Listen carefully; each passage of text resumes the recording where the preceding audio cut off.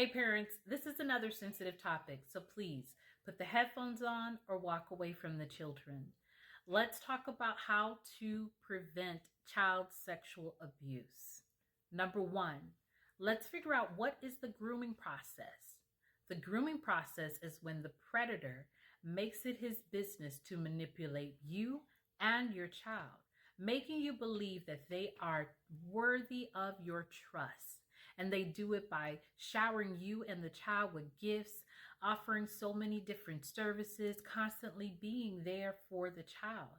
Now, keep in mind, before the predator even approaches you, they have already scanned the room, been watching you and your child for weeks. In particular, like for example, if you are attending a particular church and there's a predator that's there and they go to churches a lot and they watch what's going on in the churches, and they can easily figure out clues about you. For example, if the church that you attend still hasn't changed their child care system and how they notify parents, like if they still put the child's name on the large screen where the entire congregation could see that John Smith is acting up and his mom needs to come and get him. Things like that makes you an easy target because it exposes you. They can watch and see, is this a single mom? Okay, which makes the child a really big target. Like what's going on in their lives? Is there misbehavior? They watch because they're manipulators. So they study you to try to see how can they come in. Once they gain your trust, then they begin to make the child believe that they could only trust them. So they begin to slowly make a separation between you and the child's parents. This can be done online and in person. Once they gain the child's complete trust, that is when the sexual abuse begins. They either begin by sending naked pictures to the child, or they begin to touch the child's leg and see, testing the boundaries. They begin to see how far can they go before they're able to actually complete what they really came to do.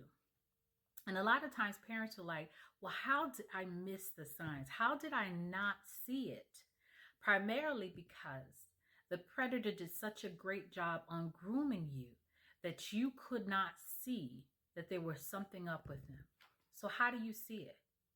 Some of the things you should pay attention are the grooming. If someone's paying extra attention to your child and there's an uneasiness about it, put a stop to it. You don't have to be rude. You don't have to be nasty.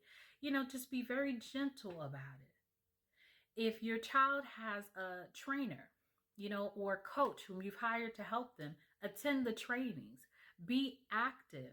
Make sure whomever the adult is that you are a parent that's involved, that you and your children, you all talk about things, you communicate, you are on top of their cell phones, you take cell phones away at night.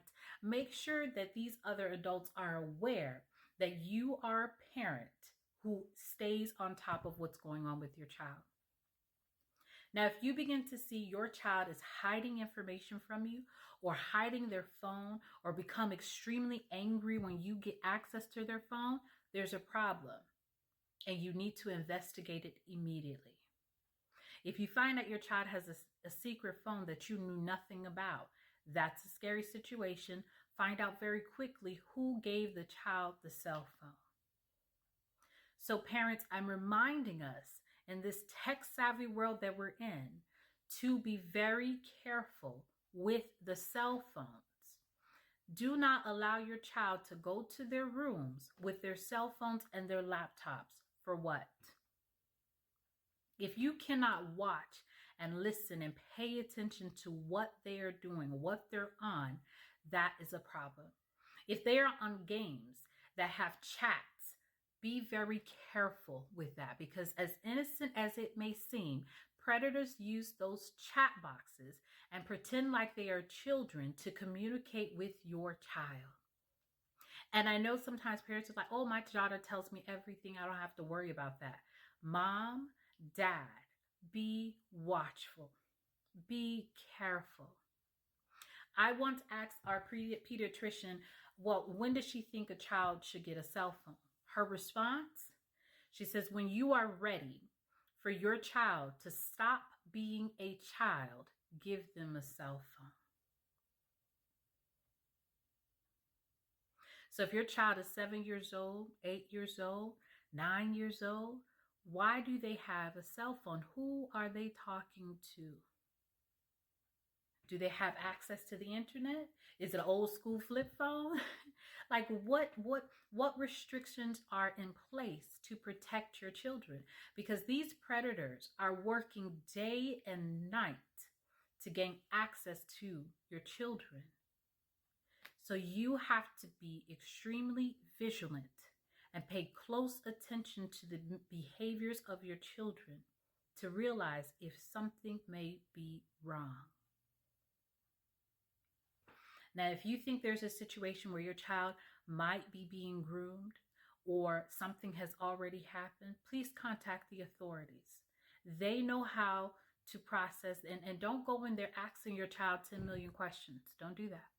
Allow a professional to come in, someone who's been trained, someone who knows how to investigate and find the right answers. Because one of the things that these groomers do is they make the child terrified, scared to tell their parents what is happening to them or what did happen to them. They make them believe lies like, I'm going to kill your parents if you tell anyone, or I'm going to harm you. There's just so many manipulative things that they do to keep children quiet, and they use shame. They make the child feel like they did something wrong. And if they tell their parents, they're going to get in trouble. So when your child doesn't confide in you, don't blame the child. Don't be upset with them. And please contain your anger. Do not go and beat up and try to kill the predator, because now the child who is hurting has lost their parent. And that's probably worse to the child than what has happened to them. Contain your anger. Allow the authorities to deal with the situation, and you go and protect and hold your baby because they need you. They need you to be here, not locked up, please. And I know that's easier said than done. I know that's easier said than done. But please remember, your child needs you, not locked up in jail for killing her predator, but they need you to be here with them to help them go through it. I'd like you to please contact RAINN, and I'll leave the links in the description box, but reach out to RAINN if you need more resources, more information on how to prevent your child from ever experiencing child sexual abuse. And I'm telling you, when you are that vigilant parent, they are afraid of you. They run away from any mom or dad who is in everything going on with the child. They run away. They be like, this parent is too involved. But the busy mom or the busy single dad who's working 2-3 jobs, has several children on their hand, that could put you in a position, God forbid, that the predator is trying to target your children.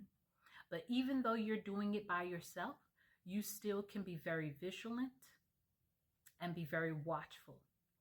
Take those cell phones away. Children should not be going to bed with a cell phone. Talking to who? It can't be Tommy at school, because both of y'all need to be in bed for school the next day. Take the cell phones away and protect your family.